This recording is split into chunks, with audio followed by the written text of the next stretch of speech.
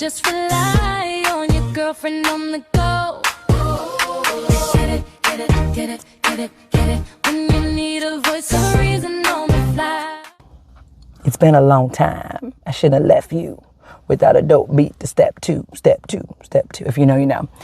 If your algorithm is anything like mine, you see the madness that is happening with Cheyenne Bryant. You've seen the viral clips, her doctoral, and her being a life coach. And as a certified life and relationship coach myself, I would be completely remiss if I did not come back to the people them and explain the differences.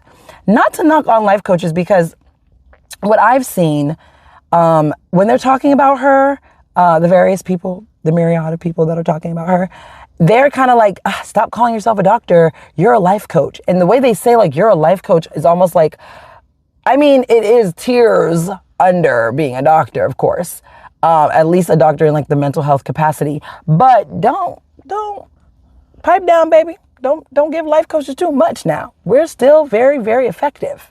So that's what this episode is about. The difference between your friend and your coach and your therapist. But let's first address what it's like, because some people feel like, oh, if I have a friend, then my friend is my therapist. My friend is my coach. And everybody has their own lane. And it would be completely unfair to bombard one person with all the other two responsibilities. So, of course, your friend is the person that listens to you without the clock running and tells you what you need to hear without a treatment plan. And they'll meet you in the parking lot or on the phone or in the middle of the night. There's no session limit. There's no copay. There's no homework. But a friend can't diagnose you, can't hold you accountable the way a coach can, and can't sit with you in your trauma the way a therapist can. Each one fills a gap. The other two leave open. And once you understand that, you'll stop expecting one person to do all three jobs. We all have a lane.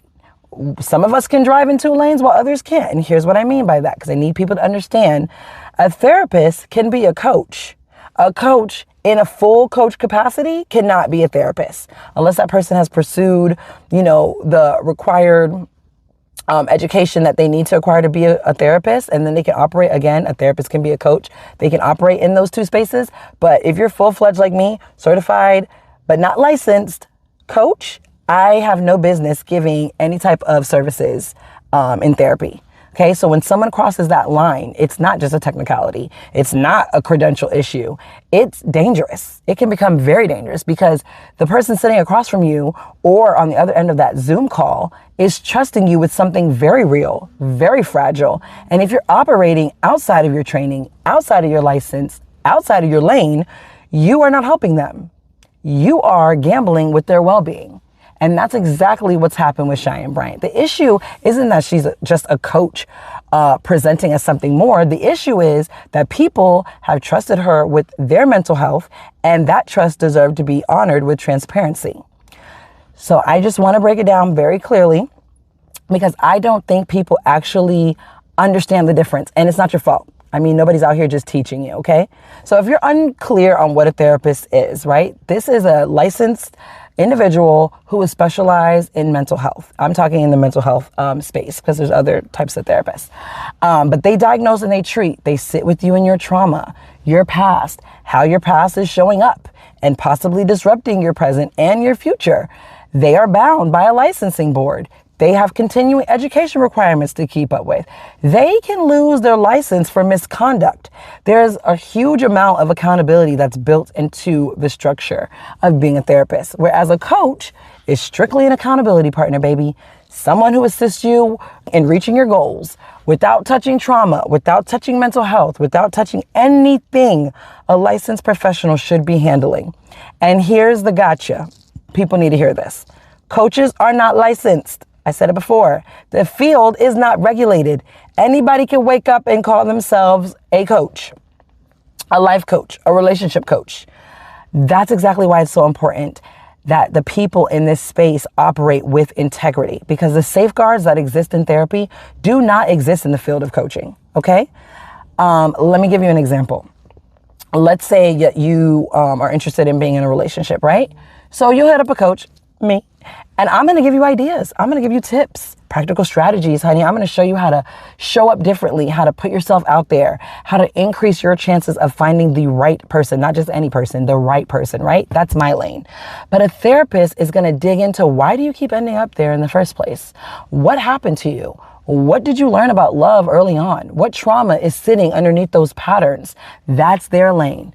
And what people miss, which could also be a benefit, is that a coach can actually work in tandem with the strategies that you've built with your therapist. Your therapist does the deep work. Your coach helps you execute. Same goal, different lanes, both necessary. It's completely okay. Actually, it can be ideal to have a therapist and a coach working on different things for the same person.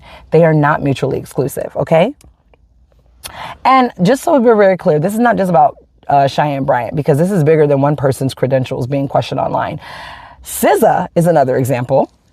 Yes, the SZA. Okay. She was recently featured in a People magazine article about how she once went to a life coach thinking that she was seeing a therapist, and she didn't know the difference. Why would she? Who's going to tell her? Nobody. The distinction isn't taught either, so it's not obvious. And again, in this coaching space, it's not regulated.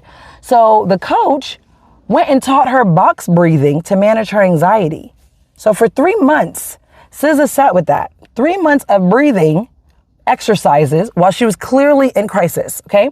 Until she finally called her coach and she questions like her credentials and like, she tells her that she's going to commit herself into an institution. She's like, what form of therapy are you practicing?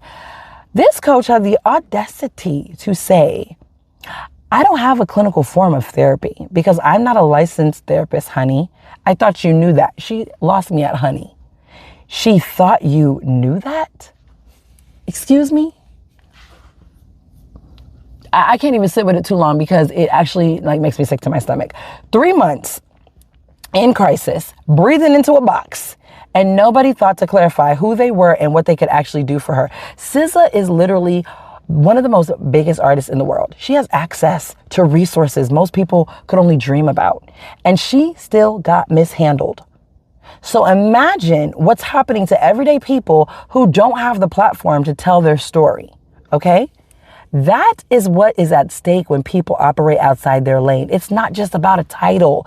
It's not just about credentials on a wall. It's about real people in real pain, trusting someone with their mental and emotional well-being and deserving to know exactly who they're talking to. If you're interested in working in a licensed capacity, if that's appealing to you, pursue the field properly, do the work, get the degree, get the license, get on a board, because people's mental and emotional well-being is not the place to wing it.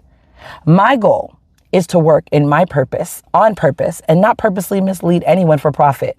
So let me be very clear about who I am and when you should see me versus someone else. I am a certified life and relationship coach. I'm your girlfriend on the go. I am not your therapist. And knowing the difference between those two is very important. And it's the most single thing I want you to take away from this episode if you take nothing else away. And I appreciate you for listening.